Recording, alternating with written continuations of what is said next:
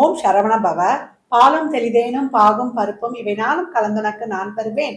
கோலம் செய் துங்க கரிமுகத்து தூமணியே, நீ எனக்கு சங்கத்தமிழ் மூன்றும் தா. டிவோட்டி நேஷன் அன்பர்கள் அனைவருக்கும் ஆதித்ய சொர்ணலட்சுமியின் ஆத்மா வணக்கங்கள். இந்த பதிவு சிறப்பான பதிவு. ஆடி அமாவாசை. ஏன்னா நம்ம அமாவாசை வழிபாடே ரொம்ப சிறப்புன்னு சொல்றோம். நீத்தார் கடமை, முன்னோர் வழிபாடு, வருடத்தில் வரக்கூடிய 3 அமாவாசைகள் அதி விசேஷமானது. அதுவும் இந்த ஆடி மாதத்தில் வரக்கூடிய அமாவாசை மிகச் சிறப்பு வாய்ந்தது. ஏன்னா பித்திருக்கு காரகனாகிய சூரியனும் மாத்திருக்கு காரகனாகிய சந்திரனும் இணைந்து வரக்கூடியது, காலச்சக்கரத்தின் 4ஆம் இடத்தில் வரக்கூடியது அப்படின்னு சொல்லலாம். பித்ரு தோஷத்தையே நீக்கி கொடுத்துரும். நம்ம வம்சாவளியில் இருக்கக்கூடிய அனைத்து விதமான கர்ம வினைகளையும் நீக்கி நம்ம வாழ்க்கையில தடைப்பட்டு இருக்கக்கூடிய அனைத்து காரியங்களையும் நடைபெற வைக்கக்கூடியதுன்னு சொல்லலாம். அப்பேற்பட்ட ஆடி அமாவாசை ஜூலை 24/7/2025 ஆடி 8ஆம் தேதி வியாழக்கிழமை அன்று வருது. அன்றைய தினம் நீர்நிலைகளிலோ இல்ல உங்க இல்லங்களிலோ நீங்க எளிமையாக இந்த தர்ப்பணத்தை, நீத்தார் கடமையை தாராளமாக செய்யலாம். அவங்களுக்கு இயன்ற ஒரு சிலர்லாம் ஐயரை வர வச்சு பண்ணுவாங்க. வீட்டுல ஒரு சின்னதா ஒரு யாகம் வளர்த்து இல்ல கோயில்ல சென்றும் கொடுக்கக்கூடிய வழக்கம் இருக்குது.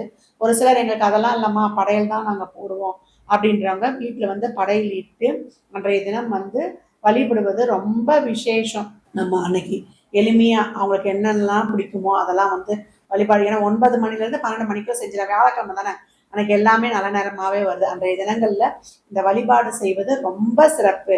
அன்றைய தினம் நமக்கு தான தர்மம் தான் ரொம்ப முக்கியம்.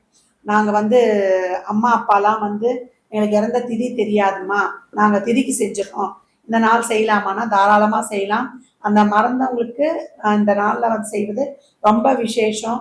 இதை தாண்டி அன்றைய தினங்கள்ல பசுமாட்டுக்கு உங்களுக்கு தேவையான ஒரு உணவு கொடுப்பது, அதாவது அடிமாட்டுக்கு இருக்க பசுக்களுக்கு கொடுப்பது ரொம்ப சிறப்பு. வீட்டில் நம்ம முன்னோர்களுக்கு ஃபோட்டோவெல்லாம் நல்லா தூய்மைப்படுத்தி அதுக்கு நல்ல ஒரு பொட்டுலாம் வச்சு அவங்க என்னென்ன பொருளெல்லாம் அவங்களுக்கு விருப்பமாக இருக்கோ அதை நம்ம இலையில நம்ம போட்டு நம்ம அன்றைக்கு யார் நம்ம தர்மம் கொடுக்க போகிறாங்களோ அவங்க விரதம் இருந்து செய்வது ரொம்ப சிறப்பு. அதை நம்ம எள்ளும் தண்ணியை நம்ம வீட்லேயே இறைப்போம். அது நம்மளுக்கு எப்படி இறைக்கணும்னு நமக்கு தெரியும். நம்ம அந்த கட்டை விரலுக்கும் நம்ம ஆள்காட்டி விரலுக்கும் நடுவே நம்ம இல்லங்களை வைத்து எள்ளும் தண்ணியை இறைச்சி கால் மிதிப்படாத இடத்துல ஊற்றிடணும். ஒரு சிலர் நம்ம ஐயருக்கு நாங்கள் அரிசி வாழைக்காய்லாம் வாங்கி கொடுத்துட்டோமா, ஒரு சிம்பிளாக முடிச்சிட்டோம் அப்படின்றவங்களுக்குலாம் அவங்கவுங்க விருப்பப்படி நீங்கள் செஞ்சுருங்க. அன்று மதியம் இலை போட்டு அவங்களுக்கு விருப்பமான உணவுகளை படைத்து குடும்பமாக வணங்கணும். குடும்பமாக வணங்கும்போது தான் அந்த பித்திருக்களுடைய இது அவ்வளோ ஆத்மா சாந்தி அடைமா. ஏன்னா ஒருவர் இறந்து 12 நாட்கள்ல இருந்து 120 வயதுக்குள்ள அவங்க மறுபிறவி எடுப்பாங்களாம். கேட்போம்ல, நீங்க கொடுக்க சொல்றீங்க, அவங்க பிறந்துட்டாங்களா இல்லையா, எங்களுக்கு சந்தேகமா இருக்குன்னு கேட்பீங்க இல்லையா. நம்மளுக்கு தெரியாது இல்லையா அவங்க ஜனனம் எடுத்தாங்களா இல்லையான்னு. அதனாலதான் சொல்லிட்டே போயிருக்காங்க முன்னோர்கள். 12 நாள்ல இருந்து அவங்க 120 வருடத்துக்குள்ள எப்ப வேணாலும் பிறப்பாங்க. அதனாலதான் நம்ம ஒவ்வொரு அமாவாசைக்கும் நம்ம செய்யணும், ஒவ்வொரு மாத பிறப்புக்கும் செய்யணும். இதெல்லாம் முடியாதவங்க இந்த 3 அமாவாசையிலையாவது முக்கியமா செய்யணும். இந்த நாட்கள்ல நீர்நிலைகள்ல போய் நீராடுவது நம்முடைய பாவங்களை ரொம்ப குறைக்கும். வாயில்லா ஜீவன்களுக்கு அந்த காலகட்டம் உணவு வைங்க. ஆடு மாடு கோழி எல்லாமே, அந்த பறவை காக்கா எல்லாத்துக்குமே அந்த நாள்ல போய் எல்லாருமே ஒன்னா நம்ம சாப்பாடு வைப்போம். அன்னைக்கு காக்கா சாப்பாடு எடுக்காது. ஒரு சிலருக்குலாம் கஷ்டம் வந்துடும், ஐயோ காக்கா சாப்பாடு எடுக்கலேன்னு. அது அணில் மற்ற ஜீவராசி சாப்பிட்டா கூட அந்த புண்ணியம் நமக்கு கிடைச்சிரும். அன்றைய நாள்ல பெரியவங்க கிட்ட பிளஸ்ஸிங்ஸ் வாங்கிக்கோங்க. அன்று மாலை இல்லங்கள்ல குலதெய்வ வழிபாடு செய்வது, குலதெய்வ கோயிலுக்கு செல்வது ரொம்ப சிறப்பான பலன்களை தரும். அதை தாண்டி அன்றைய தினம் அம்மன் கோயில்ல 33 எலுமிச்சம்பழம், ஒரு மஞ்சள், ஒரு குங்கும பாக்கெட்டோட கொடுங்க.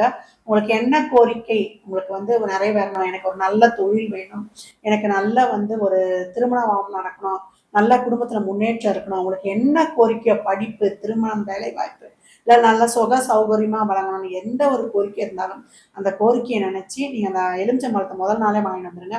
நல்லா மஞ்சள் தண்ணியில கழுவிட்டு ஒரு சிகப்பு துணி வச்சு அந்த ஒவ்வொரு எலுமிச்சம்பழத்தையும் உதிரியா ஒன்னொன்னா தொட்டு தொட்டு அதை எடுத்து நினைச்சு எடுத்து வச்சு அதை எடுத்துட்டு போய் அருகில் இருக்கக்கூடிய ஆலயங்கள்ல, அது நம்ம காவல் தெய்வங்களாக இருக்கலாம், அம்மன் ஆலயத்திலேயா இருக்கலாம், இல்லை உங்க குலதெய்வ ஆலயத்திலே இருக்கலாம், அதை உதிரியா ஒரு மஞ்சள் குங்குமம் பேக்கெட்டோட கொடுக்கும் பொழுது உங்க வாழ்க்கையில் மிகச் சிறப்பான பலன்கள் இதை கொடுத்து கொண்டே வாங்க. இல்ல உங்க தசா புத்தி நடக்குதா, உங்களுக்கு வந்து ஒரு கேது தசாவே நடக்குதா ஒரு 7, ஒரு சுக்கிர தசாவே நடக்குதா 20, இல்ல ஒரு சூரிய தசா நடக்குதா 6, ஒரு செவ்வாய் தசா நடக்குதா ஒரு 7, நமக்கு ராகு தசை நடக்குதா 18, சந்திர தசை நடக்குதா 10, குரு தசை நடக்குதா 16, சனி தசை நடக்குதா 19, புதன் தசை நடக்குதா 17. இந்த மாதிரி நம்ம வந்து தசைக்கு ஏற்றாற் போல கொடுத்து கொண்டு வரும்போது நம்ம வாழ்க்கையில் மிகப்பெரிய ஏற்றங்களையும் மாற்றங்களையும் நம்ம கண்கூடாக காணலாம். ஏன்னா அந்த எலுமிச்சம்பழன்றது சுக்கிரனுடைய அம்சம். நம்ம வாழ்க்கையில இயங்கக்கூடிய சக்தியை வந்து அது கொடுத்துரும்.